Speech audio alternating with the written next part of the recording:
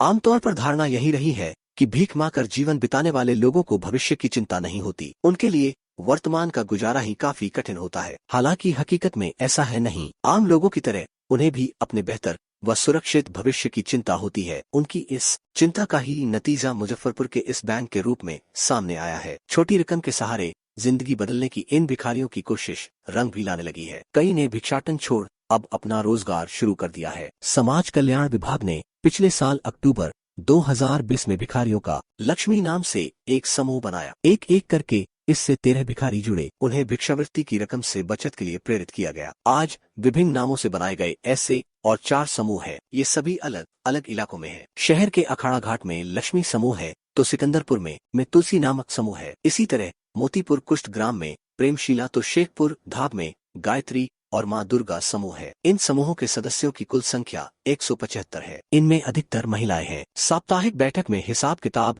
इन समूहों में करीब 7,000 की राशि जमा है। हर एक समूह में अध्यक्ष, सचिव और कोषाध्यक्ष चुने गए हैं। हफ्ते में एक दिन अमूमन रविवार को समूह के सदस्यों की बैठक कई जगह पर होती है और इसी दिन रकम की जमा व निकासी का काम होता है। बैठक की पूरी कार्यवाही एक रजिस्टर पर लिखी जाती है। कम से कम 20 रुपए जमा किए जा सकते हैं। पैसा एक बक्से में रहता है जो बैठक के दिन खुलता है। इसकी चाबियां अध्यक्ष, सचिव व कोषाध्यक्ष के पास रहती है। जमा की गई राशि पर सदस्यों को ब्याज भी मिलता है। साप्ताहिक बैठक के दिन ही जमा, ब्याज तथा ऋण के तौर पर दी गई राशि का हिसाब किताब होता है। कोषाध्यक्ष इसकी जानकारी सदस्यों को देता है। पैसों का लेखा जोखा रखने के लिए एक रजिस्टर बनाया गया है। हिसाब के लिए पढ़े लिखे युवाओं की मदद ली जाती है। Outreach worker ORW Nitendra Mishra बताते हैं, हर एक दिन का शेड्यूल तय है। उसी के अनुसार वहां पहुंचकर रजिस्टर मेंटेन करते हैं तथा लेन देन की जानकारी समूह के सदस्यों को देते हैं। जिस सदस्य को कर्ज लेना होता है वह बैठक में अपनी जरूरत बताता है। इसके लिए बाकायदा एक प्रक्रिया का पालन किया जाता है। एक सदस्य को गवाह बनाकर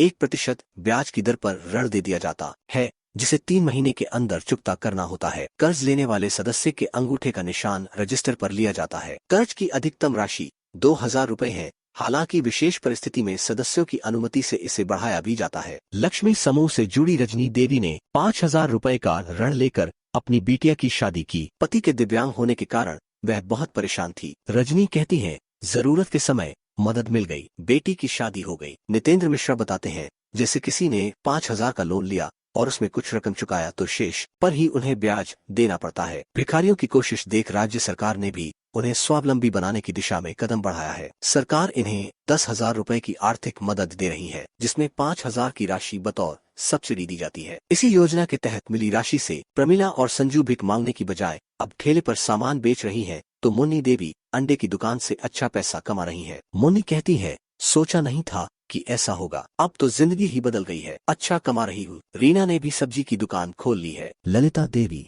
भी कॉस्मेटिक सामान फेरी लगाकर बेच रही है। समाज कल्याण विभाग के समन्वयक NK मिश्रा कहते हैं, मुख्यमंत्री भिक्षा निवारण योजना के तहत इन्हें आत्मनिर्भर बनाने के लिए जीविका की तर्ज पर इन भिखारियों का समूह बनाया गया है। ये अपनी जमा राशि को गारे वक्त में इस्तेमाल कर सकते हैं और वहीं दूसरी तरफ इन्हें आर्थिक सहायता दी जा रही है, जिससे वे अपना रोजगार शुरू कर रहे हैं। मुजफ्फरपुर के सामाजिक सुरक्षा कोषांग के सहायक निदेशक ब्रजभूषण कुमार ने कहा, इनके समूह बेहतर तरीके से काम कर रहे हैं। इनकी मदद की प्रक्रिया शुरू कर दी गई है। स्वरोजगार के लिए दी जाने वाली राशि से ये लोग अगरबत्ती, मोमबत्ती, दरी, कारपेट व थैला जैसे उत्पाद बनाएंगे। इसे बनाने की उन्हें ट्रेनिंग दी जाएगी और इसके साथ ही इन उत्पादों की बिक्री की भी व्यवस्था की जाएगी। इसके लिए अब तक 575 भिखारियों को चिन्हित किया गया है। भिखारियों के पुनर्वास के लिए कई स्तर पर प्रयास किए गए हैं, लेकिन अब सामाजिक न्याय व अधिकारिता मंत्रालय ने support for marginalised individuals for livelihood and enterprise smile scheme के नए चरण के तहत पूरी तरह से